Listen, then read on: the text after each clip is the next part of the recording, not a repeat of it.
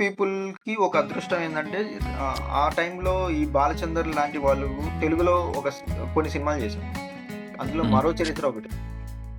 And 'మరో చరిత్ర' అనే సినిమా తెలుగులోనే వచ్చిన సినిమా అది. Direct Telugu movie. అందులో ఏంటి ఒక తమిళ్ అబ్బాయి, తెలుగు అమ్మాయి తెలుగమ్మాయి. లవ్ లవ్ చేసుకోవడం. అంటే ఒక సాడ్ ఎండింగ్ ఉంటది.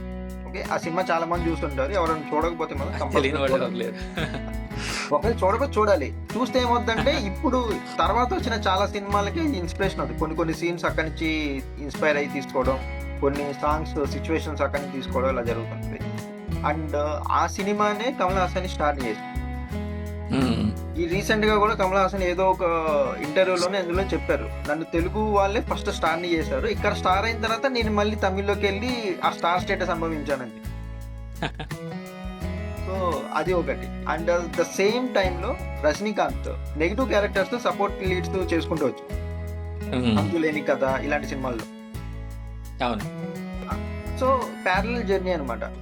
కమల్ హాసన్ హీరోగా వస్తే ఈయనేమో విలన్ సపోర్ట్ క్యారెక్టర్స్ చేసుకుంటూ రావడం. ఇద్దరి జర్నీస్ ఒకేలా స్టార్ట్ అయ్యాయి.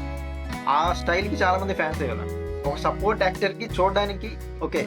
ఇతను ఇలా ఉన్నాడు డిఫరెంట్‌గా. ఈ స్టైల్ అనేది చాలా మందిని అట్రాక్ట్ చేసింది. అవును. That's one thing. అండ్ ఆ ఇది చూసుకుంటే వాళ్ళిద్దరూ కలిసి చేసిన కొన్ని సినిమాలుంటాయి. ఇప్పుడు మనకి తెలుగులో 'పదహారేళ్ల వయసు' అని చెప్పే సినిమా ఉంది. దాన్ని తమిళ్ యాక్చువల్ ఒరిజినల్ 'పదహారు వయతినెల్' అని చెప్పేసి ఉంటుంది. తర్వాత 'అవర్గల్' అని ఒక మూవీ. సో, ఇలాంటి అవును. కొన్ని సినిమాలుంటాయి. ఇవి వాళ్ళు రజనీకాంత్ విలన్‌గా, కమల్ హాసన్ హీరోగా ఇద్దరు కలిసి యాక్ట్ చేయడం ఇలాంటివి జరిగింది.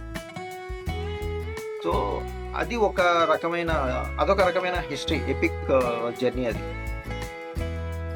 అండ్ వాళ్ళిద్దరు కలిసి ఆల్మోస్ట్ అట్‌లీస్ట్ 1970s అండ్ 80sలో ఆల్మోస్ట్ 12 మూవీస్ వరకు కలిసి చేశారు. ఇద్దరు ఎర్లీ స్టేజ్. అవును. 12 మూవీస్ ఏమో చేశారు. కరెక్టే. 12 13 12 అనుకుంటా. 12 అనుకుంటా యాస్ పర్ గూగుల్ అది 12 అని చెప్పింది. మనం మేబీ మిస్ అయ్యుండొచ్చేమో. మిస్ అయ్యుండొచ్చు. ఎందుకంటే అప్పట్లో ఇప్పటిలాగా సంవత్సరానికి ఒక సినిమా కాదు కదా!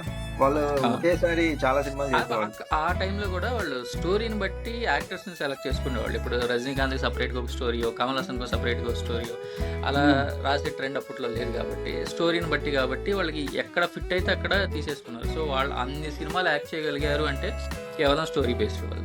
అంతే. అది డైరెక్టర్స్ చాయిస్. క్రెడిట్ కూడా. అవును. అవును.